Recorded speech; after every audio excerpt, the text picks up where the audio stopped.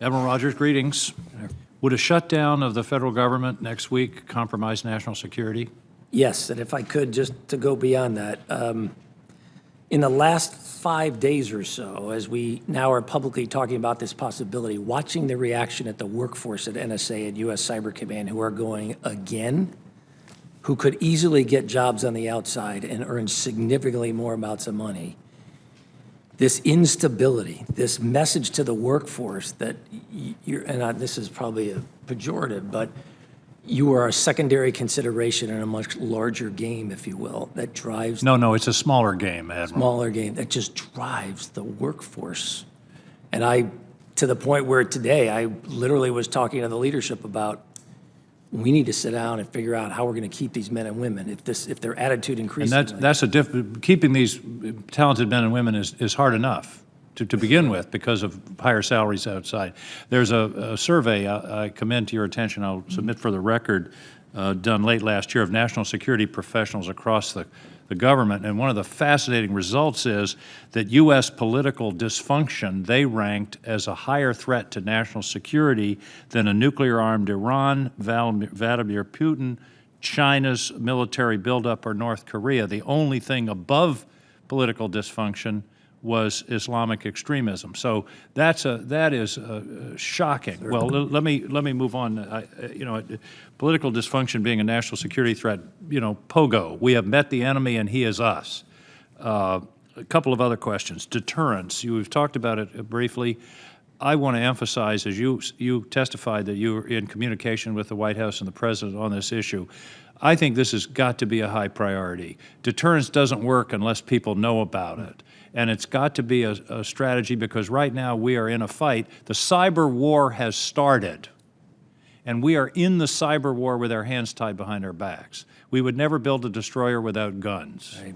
And we've talked about this before. I think, I hope you will carry this message back because we've got to fashion a theory of deterrence. Otherwise, we are going to lose. You cannot defend, and never punch back. And if your opponent knows you're not going to punch back, it's just not going to go anywhere. If you can find a question in there, you're welcome to it.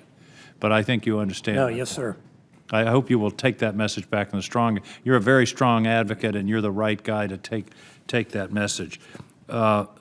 Another question that's been touched upon is the idea of a cyber nonproliferation treaty. I find that a fascinating concept, and I wish you would expand a bit on that. We can establish some rules of the road in this field for our mutual protection of the various countries that are cyber capable.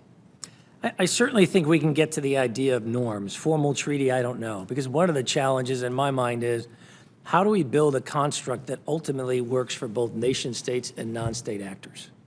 And one of the challenges inherent in cyber is the fact that you are dealing, unlike the nuclear world where you're dealing with a handful of actors, all nation states, you're dealing with a much greater number of actors, many of whom, quite frankly, are not nation states and have no interest in sustaining the status quo, so to speak. In fact, if you look at ISIL and other groups, their vision would be to tear the status quo down. They're not interested in stability. Well, I just think that this is a promising area with other nation states. Obviously, it's not going to be the whole solution, but if there are states like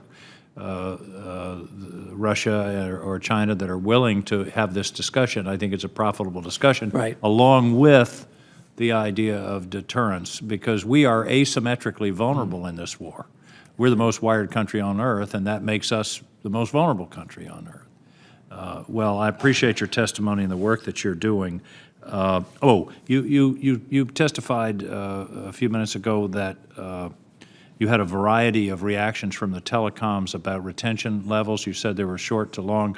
What's the shortest that you're here that you've been informed of? I want to say it's something on the order of 12 to 18 months. Okay, so that's on the short end. I hope you will let this committee know if it goes below that level, because at that point it becomes very problematic as to whether or not the data being retained will be of usefulness in a national emergency. Sure, I will. Thank you, Admiral. Thank you, Mr. Chairman.